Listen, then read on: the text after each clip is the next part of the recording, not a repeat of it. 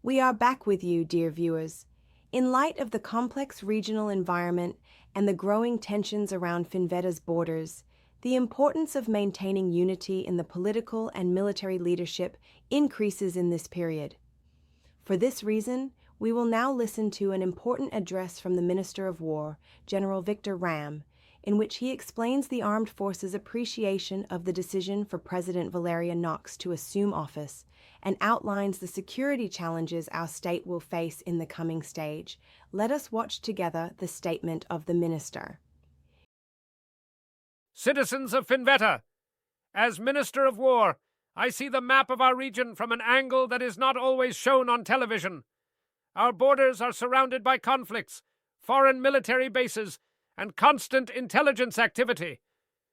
In such an environment, a country of Finvetta's size cannot afford a vacuum in leadership or experiments at the very top of power. For this reason, the assumption of office by Mrs. Valeria Knox, the late President's Vice President, is the most logical and safest choice for our state at this moment. She has been inside the decision-making room for years. She knows the details of the sensitive files, and she does not need time to learn while our adversaries move quickly.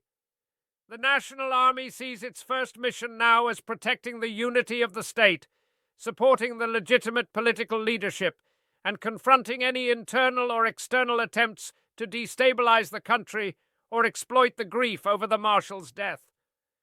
Our message is clear.